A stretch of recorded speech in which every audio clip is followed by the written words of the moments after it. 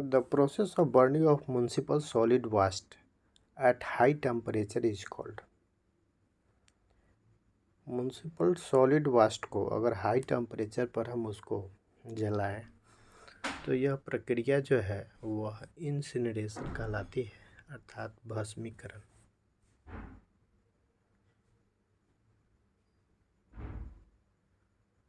Explanation देखिए।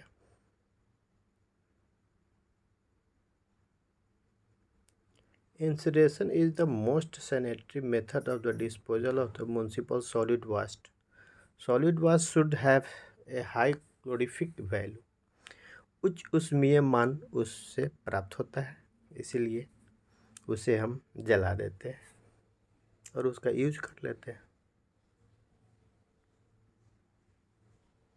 Next question देखिए, which of following is a biodegradable waste.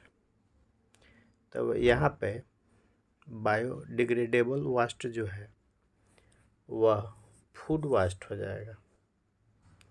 यहाँ पे सिंथेटिक फाइबर, पेपर, ये सब जो होता है, पॉलीथीन हो गया, पॉलीथीन बैग जो हुआ,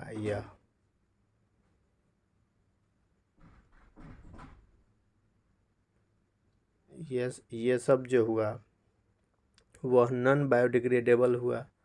और यहाँ पे स्पष्ट रूप से फूड वेस्ट जो होगा वह बायोडिग्रेडेबल हो जाएगा।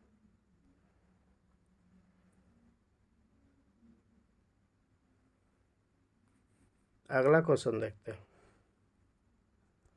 इन which method of disposal of the municipal solid waste the waste is dumped in the soil. जो अपशिष्ट पदार्थ है उसे मिट्टी के अंदर हम उसको खोद कर रखते हैं तो ये लैंड फिलिंग कहलाता है। जितने भी कचरे हैं मिट्टी के अंदर उसको ढक दें तो ये प्रोसेस जो है वह लैंड फिलिंग कहलाता है। यहाँ पे राइट आंसर सी हो जाएगा। लैंड फिलिंग एक प्रोसेस है जो डिस्पोजल ऑफ जो सॉलिड वेस्ट होता है वह अंडर द सॉइल, वह मिट्टी के अंदर चला जाता है। It is usually done in the low lying area to prevent unhygienic condition. तो ये टाइप के कंडीशन में हम लैंड फिलिंग यूज करते हैं। नेक्स्ट क्वेश्चन देखिए, which of the following is correct regarding disposal of the waste by land filling. Fuel gas are not produce. जो अंदर से एक गंध वाले महक जो होती है, तो इस टाइप का जो फ्यूल जो है वो प्रोड्यूस इसमें नहीं होता है अगर हम लैंड फिलिंग करते हैं। तो यहाँ पे राइट ऑप्शन सी के साथ जाएगा। ठीक है, नेक्स्ट क्वेश्चन देखते हैं, the density of the ash produced in the municipal solid waste. अब देखिए म्यूनसिपल सॉलिड वेस्ट में जो राख का जो डेंसिटी है, राख का जो डेंसिटी है वो कितना है। तो यहाँ पे 700 से लेकर 850 kg पर MQ हो जाता है। On an average semi urban या अर्बन एरिया हो डजेंट मैटर, लेकिन यहाँ पे ऑन एन एवरेज देखें तो 700 से 850 पर kg हो जाता है। जो राख का जो डेंसिटी है, समझ गए होंगे आप। चलिए नेक्स्ट क्वेश्चन देखते हैं, the process of decomposition of the biodegradable solid waste by earthworm is called. केचुए के साथ जो डिकम्पोजिशन होता है सॉलिड वेस्ट का, तो इस प्रोसेस को वर्मी कल्चर कहा जाता है। तो यहाँ पर राइट आंसर सी हो जाएगा, वर्मी कंपोस्टिंग। वर्मी कंपोस्टिंग एक decomposition of biodegradable solid waste होता है by earthworm is called vermi composition, जिससे उर्वरा शक्ति भी आ जाती है ज़मीन की। तो यहाँ पे ये एक महत्वपूर्ण हो जाता है। नेक्स्ट क्वेश्चन देखिए, the waste produced in cotton mills are. Cotton mills में किस तरह के वाट्स प्रोड्यूस होंगे? तो यह नॉन हजार्डस वास्ट यहाँ पे कॉटन मिल्स में जो सूती वस्त्र उद्योग जो है वो मिल जो है इंडस्ट्री है उसमें मुख्य रूप से biodegradable vast non biodegradable vast produce होंगे। तो यहाँ पर राइट आंसर डी के साथ जाएगा।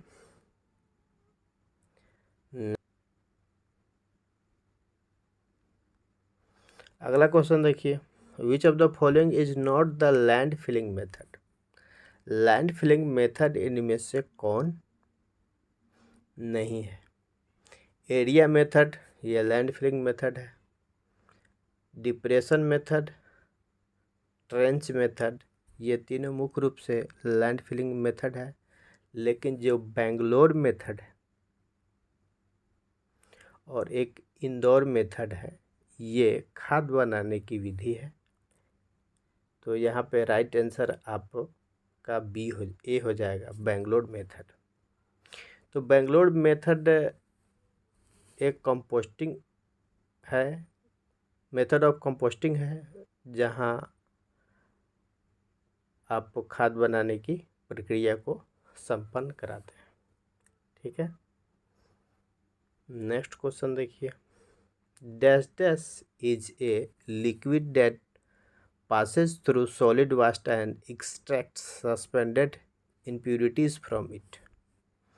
यहाँ पे impurities की बात होती है तो लीचेट बोलते हैं इसको। लीचेट क्या है? एक लिक्विड है जो सॉलिड वास्ट के थ्रू वह सस्पेंडेड होता है और इम्प्यूरिटी उससे निकल के बाहर आ जाते हैं। It can be minimise the use of clay lines भी उसमें मिनिमाइज कर देता है। तो यहाँ पे राइट आंसर यहाँ पे लीचेट हो जाएगा।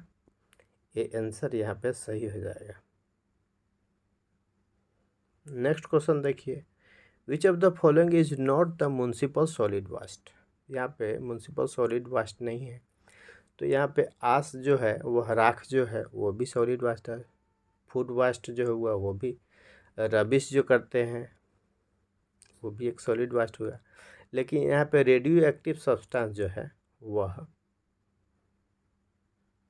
म्युनिसिपल सॉलिड वास्ट नहीं है। यह इंडस्ट्री के अंतर्गत आता है और यह इंडस्ट्रियल वास्ट की संज्ञा इसे दी जाती है। चलिए नेक्स्ट क्वेश्चन देखते हैं, which of the following vast can be decomposed by bacteria. तो यहाँ पे बैक्टीरिया से जो डिकम्पोज होने वाला है, यहाँ पे ऑप्शन में रेडियो एक्टिविटी सब्सटेंस, आस है, फूड वास्ट और रबिश है। तो यहाँ पे फूड वास्ट जो हो जाएगा वह बैक्टीरिया द्वारा अपघटित होता है, डिकम्पोज्ड होता है। ओके, 12 नंबर क्वेश्चन देखिए, dash dash is the cutting and tearing of the municipal solid waste. तो जब हम उसको कटिंग करते हैं या टीयरिंग करते हैं, काटते हैं या चीरते हैं, तो ऐसे सॉलिड वास्ट की प्रक्रिया जो है वह श्रेडिंग कहलाती है। कटिंग टीयरिंग मेथड जो है सॉलिड वास्ट का उसे श्रेडिंग कहते हैं। तो यहाँ पे राइट आंसर बी हो जाएगा, श्रेडिंग। जो साइज और वॉल्यूम उसका कम करता है और उसे अपघटित होने में बहुत मददगार साबित हो पाता है। ठीक है, नेक्स्ट क्वेश्चन देखते हैं। यहाँ पे 13 नंबर क्वेश्चन देखिए, 13 नंबर का रहा है, dash dash is the crushing and grinding of municipal solid vast. अब कटिंग टीयरिंग तो श्रेडिंग हुआ, अब यहाँ पे होता है क्रशिंग, घिसना, ग्रेडिंग, पीसना जो है सॉलिड वास्ट को। तो ये प्रक्रिया जो है पल्वेराइजेशन कहलाती है। पल्वेराइजेशन क्या है? जिसमें क्रशिंग होता है म्युनिसिपल सॉलिड वास्ट का और ग्रेडिंग भी होता है। या उसका वॉल्यूम 40, ये प्रोसेस के थ्रू 40% तक उसका वॉल्यूम कम हो जाता है, तो अब घटित होने में और आसानी हो जाती है। तो यहाँ पे दो तरह से आप इसको देख सकते हैं, एक कटिंग हुआ और टियरिंग प्रोसेस जो हुआ म्युनिसिपल सॉलिड वेस्ट का, तो उसको हम श्रेडिंग बोलेंगे, और जो क्रशिंग करेंगे और ग्राइंडिंग करेंगे तो उसे हम पल्वेराइजेशन बोलेंगे। और ये दोनों के थ्रू आप देखते हैं कि उसके वॉल्यूम में 40% की कमी हो जाती है, और जिससे वह डिकम्पोज होने में आसानी हो जाती है। नेक्स्ट 14 नंबर क्वेश्चन देखिए, in which method of decomposting decomposition of the anaerobic waste takes place. एक होता है एरोबिक, दूसरा है नॉन एरोबिक। डिकम्पोजिशन दो तरह से किया जाता है, एक एरोबिक रूप से और एक अनएरोबिक रूप से, अर्थात एक वायु की उपस्थिति में और एक वायु की अनुपस्थिति में। यहाँ पे ध्यान देने वाली बात है कि जो बेंगलोर मेथड, इसका राइट आंसर हो जाएगा। बेंगलोर मेथड में जो देखिएगा तो वह एनारोबिक है, और इंदौर मेथड में एरोबिक है। तो बेंगलोर मेथड में जो कंपोस्टिंग डिकम्पोजिशन होता है वो एनारोबिक रूप से होता है, और यह इंदौर मेथड से बहुत ही अच्छा मेथड है बेंगलोर मेथड। चलिए नेक्स्ट देखते हैं, which of the following is a biological method of disposal of the municipal solid waste. एक बायोलॉजिकल मेथड है सॉलिड वेस्ट को के लिए, तो यहाँ पे कंपोस्टिंग ही है। वह एक खाद के रूप में उसको तब्दील कर देता है एरोबिक या अनएरोबिक रूप से, जिसमें ह्यूमस के रूप में बहुत सारे उत्पन्न होते हैं। ठीक है, वास्ट। अच्छा, नेक्स्ट क्वेश्चन देखिए, 16 number, which was the first city to an establish system of waste removal. तो यहाँ पे एक एथेंस है। एथेंस ऐसा पहला शहर है जहाँ पे सॉलिड वास्ट को या वास्ट को रिमूवल करने के बारे में स्थापित किया गया। यह करीब 320 BC की बात है, क्योंकि उसे अगर रिमूव नहीं किया जाए तो बहुत सारे बीमारियों को जन्म दे देगा। ठीक है, तो यहाँ पे सबसे पहला जो सिटी है जो इस्टेब्लिश्ड किया वास्ट रिमूवल को, तो वहाँ पे एथेंस यहाँ पे राइट आंसर हो जाएगा।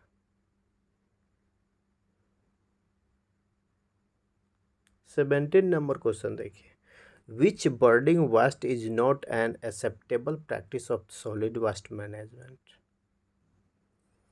यहाँ पे देख रहे हैं, because it is very costly, because it requires modern technology, because it causes several environmental issue.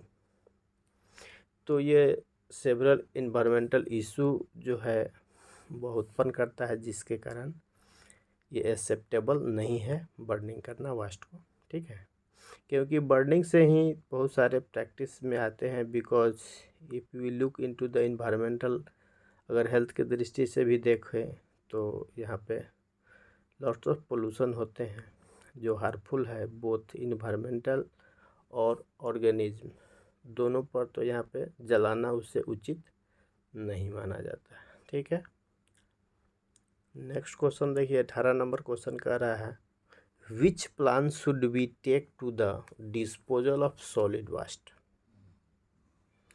क्या हमको एक रणनीति या प्लान बनाना चाहिए सॉलिड वेस्ट को डिस्पोजल के लिए। तो यहाँ पे इंटीग्रेट वेस्ट मैनेजमेंट प्लान, एक इंटीग्रेट वेस्ट मैनेजमेंट प्लान, उसका एक रिहर्सल करके पहले देख लिया जाता है कि वह कितना हमारे लिए कारगर है, उसे इंटीग्रेटेड कहते हैं। तो सॉलिड वेस्ट को मैनेजमेंट का एक प्लान होना चाहिए जिसके थ्रू हम लोग सॉलिड वास्ट को कलेक्ट करें, प्रोसेस करें और रिसोर्स को रिकवरी करें और final disposal of solid vast भी हो, उसका भी हम यूज कर सकें। ओके, नेक्स्ट देखते हैं। अब यहाँ पे 19 नंबर क्वेश्चन देखा जाए। कह रहा है the term municipal solid waste is use to describe which kind of the solid waste. तो म्युनिसिपल सॉलिड वास्ट एक हजारडस वास्ट हुआ, यहाँ पे राइट आंसर ये हो जाएगा।